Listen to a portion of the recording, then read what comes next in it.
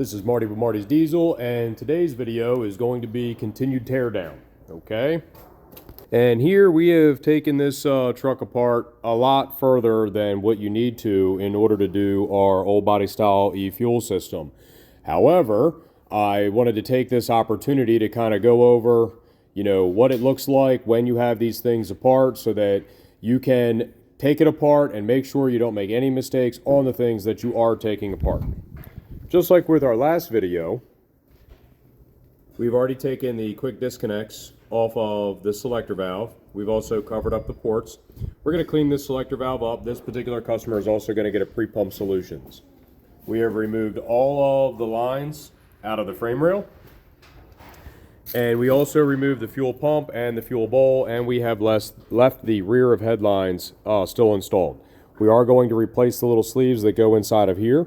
But besides that, these guys are going to stay in place after we install the rest of the fuel system. As you can see here, this is a pretty common problem.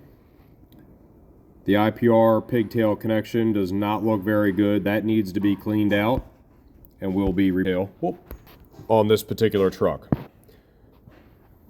Over here you can see the front of head fitting is still installed on the driver's side, and the front of head fitting is still installed on the passenger side.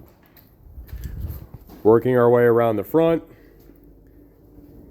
we do have this bracket already pulled off. You do not have to pull the bracket off, but we did for today because we're doing a bunch of other stuff as well. But as you can see, there is the front of head fitting that you're going to leave in there. And there you have it. This one's a straight. The one on the passenger side is going to be a 90. As you can see, the fuel lines that would be coming right up through here are now gone. We are going to route the new fuel lines through the same location. Figure I'd give you a nice close-up of what this looks like in the back here. Now, 94, 95 model trucks will have a 45 with a 45 instead of a long sweeping 90 like this 96, 97 style truck has. But this is what your valleys should look like when you're ready to install one of our old body style e-fuel systems. This is your connector that you're going to probably shorten the IPR pigtail on. So just make sure you get a good look there, and I'm going to take you over to the parts that we removed.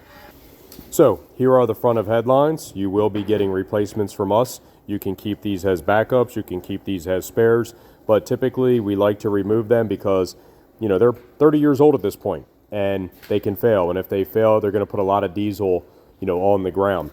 And by looking at these, you can tell that they have a little bit of a memory to them because they've been sitting in the same position for so long. When you go and you torque these things or you twist them up a little bit different than what they've been sitting for so long in, that's when typically we find that you'll find like you'll have like a crack or something that starts leaking. You don't want to deal with that. Here's the fuel bowl and the fuel pump. In this particular case, we were able to take everything out as one unit, mainly due to the fact that this customer has previously replaced his fuel pump. This is the little plunger that you have to be worried about falling out. I have a video that talks about using the alternator to pop that thing out so that you don't have to worry about dropping that down into the engine. This right here is your fuel bowl. Got a fuel pressure regulator right there.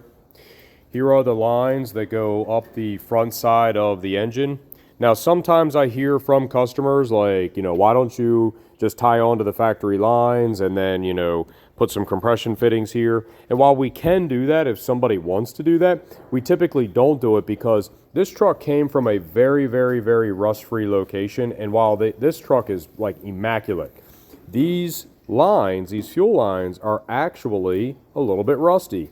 And in the rust belt area, this particular series of lines will rust all the way through, and then they need to be replaced. Here is your drain line. With one bolt, the whole thing just falls out. This was on the passenger side. This was the drain valve tube for your fuel bowl.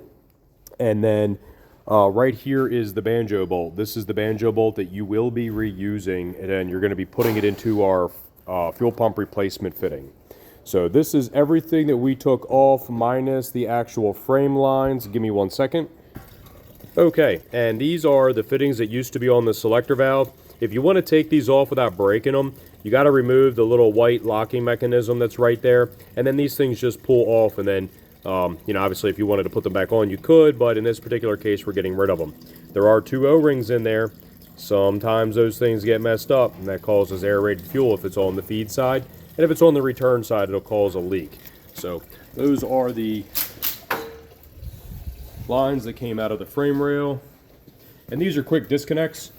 In this particular case, you know, we were able to just use a quick disconnect tool in order to take them out of the frame rail, but for you, you are more than welcome to also cut them.